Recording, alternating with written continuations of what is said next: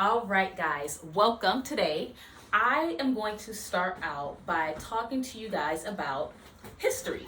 What is history? How do we study history? Why do we study history? I am not even sure that you actually know what history is. I mean, you probably heard of it, but I imagine that I can barely wrap my mind around what history is. So I don't know if you can. Let me explain what I mean. History is literally everything in the past. Everything from the beginning of time up until right now, this very moment, with you watching this video of me. Everything. Every person, every object, every thought, every discovery, all of that is history. There's a fly on my hand. Did you see that? Sorry. How do we wrap our minds around that? Okay? Next, I want to talk to you about how people study history. Because yes, you were here yesterday or an hour ago or a year ago or in 2010, but there's some things that we want to learn about where you weren't there to see. And I wasn't there to see.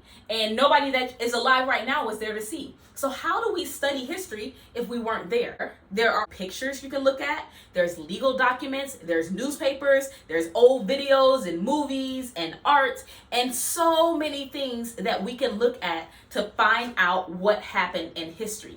It's kind of like a big game where you are trying to pick up clues, look at them, and figure out what the bigger picture is. You're picking up things from the past and trying to figure out what they could possibly be used for. What is the story behind them? Who used them? That is how we figure out history. My grandma used to have a phrase. If you tried to lie to her or trick her in some type of way when we were little kids, she would catch us every time. And we would wonder, how does grandma know what we were up to? And you know what she would say?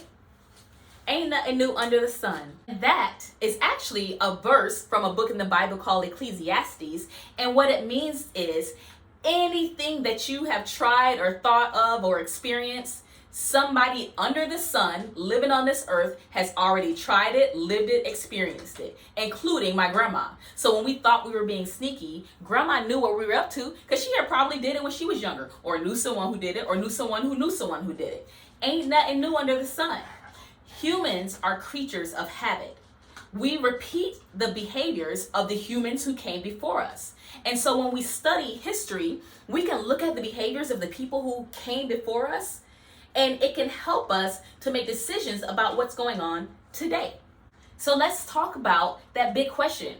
Why do we want to study history? We are history. Yes, we. Me, you, all of us are history. So when we're studying history, it's like we're studying ourselves. We're learning about ourselves. History is not just stories about some old people or famous people or dead people who did things a long time ago. History is the story of regular, degular people like me and you. Take a second and think. Think of anybody, your favorite person in history. You got somebody that you know from history books, no matter who they are. They can be a family member, they can be a famous person, they can be someone you learned about. Take a moment and think of that person. You got the person in mind?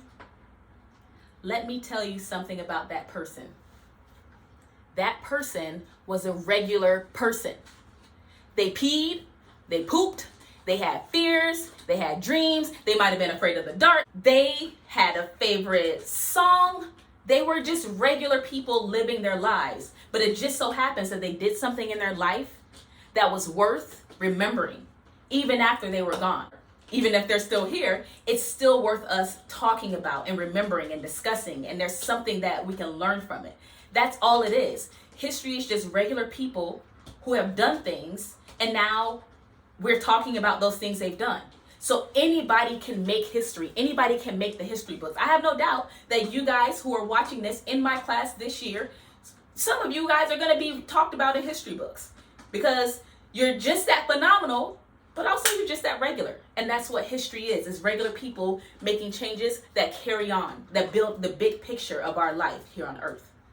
When we learn about things that happened in the past, we start to see patterns, we start to see cycles, we start to see the mistakes that were made that we might not want to make again. That is why we're studying history. History also helps us learn about different cultures, different peoples, different perspectives. And you know what? There's differences, but when we look at it, we realize, oh, again, there's a lot of similarities as well.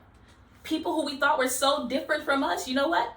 They pee and poop just like us. And we are all contributing to the big picture, whether it be good contributions or bad contributions. It doesn't matter. We're all in this together, contributing to the whole of what's going on in humankind. Another thing that I really love about history, because it is like this game of Clue where you're looking at things and trying to figure it out, it trains our brains to be critical thinkers. We begin to learn how to think outside the box and look for evidence and draw conclusions. When you start to learn how to look at history and piece things together and put stories together and make decisions based off of what you've learned, you become a better human thinker. And we also study history because it's fun. No matter who you are or what you like to do, everything and everyone is history. And so we are going to be studying it this year with me, Mrs. Shelton.